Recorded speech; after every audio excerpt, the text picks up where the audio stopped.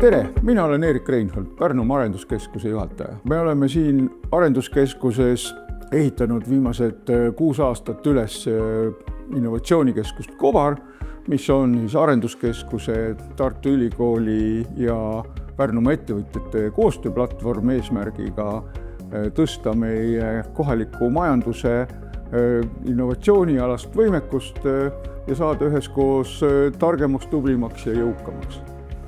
Ja me oleme ise rääkinud küll ja küll sellest, kui tublid ja toredad me oleme, aga tegelikult on ju ikkagi sellel majanduse lahinguväljal tegijad, ettevõtjad ja meie partnerid. Ja laseme seekord nendel rääkida. Mina olen Kati, peame Pärnus stuudiot Ateljeed ja oleme klassikalised loomeettevõtjad. Kobar on selles mõttes põnev ettevõtmine, et see ühendab endas väga palju erinevaid valdkondi. Mina olen põhiliselt kokku puutunud naisettevõtjate võrgustikuga ja disainikobaraga. Mina olen Martti Maripuu, olen AQ Components Kodara inseneeria ja projektijuht. Minu jaoks Inseneeria Kobar on platvorm, mis ühendab endas samade ambitsioonide ja väljakutsetega inimesi. Me oleme saanud väga palju kontakte ja ideid, mida me saame rakendada enda projektides. Ja see on andnud meile kindlustunde, et me liigume õiges suunas. Tere, mina olen Maret ja mina juhin koolitusettevõtet, mis tegeleb mänguarenduskoolitustega. Mina osalesin Pärnumaa ettevõtlusinkubaatoris ja asutasin oma firma seal osaledes. Sain hästi palju ägedaid tutvusi ja väga palju motivatsiooni juurde.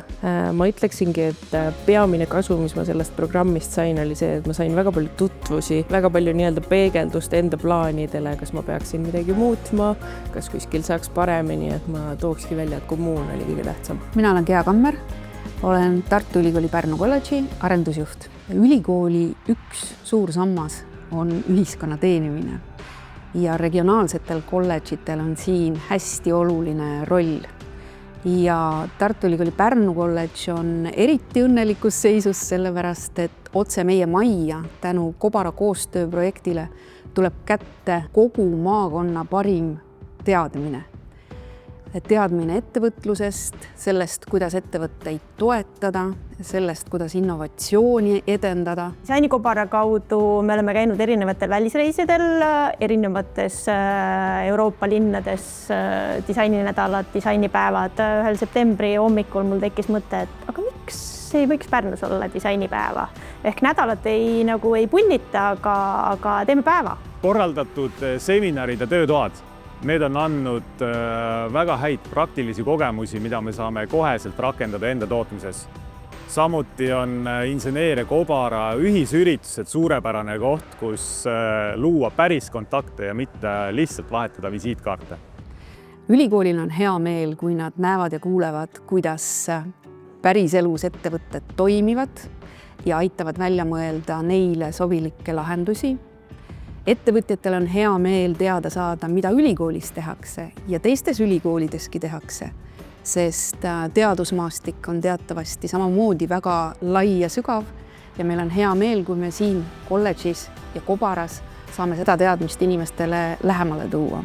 Käin ka aktiivselt ettevõtlusinkubaatori alumni programmis, kus me tuleme igakuiselt kokku, muljetame, õpime midagi uut. Üks väljakutse, mis Pärnu piirkonnas on see, et meil puudub selle valdkonna kohane koolitusvõimalus. Mida Inseneeria Kobar meile on andnud võimaluse teha koostööd selliste ägedate ülikoolidega nagu TalTech ja Tartu Ülikool.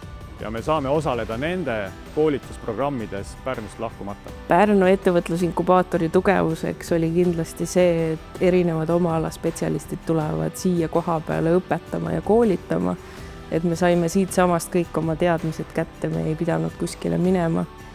Ja teiseks boonuseks ma toon selle, et me käisime igasugustel põnevatel õppereisidel, näiteks tutvusime Leedu ettevõtlusskeenega ja samuti siis käisime näiteks Startup Dail ja erinevatel konverentsidel. Nagu te näete, on innovatsioonikeskus Kobar täiega käima läinud, aga see pole veel kõik. Praeguse teadmise järgi on meil järjekorras ootamas lisaks Tartu Ülikoolile veel 4 Eesti ülikooli, kes tahavad Pärnumaa ettevõtetele nende arengus appi tulla. Nii et põnevaid arenguid on tulemas ja hoidkem pöialt, et meil kõigil läheb hästi.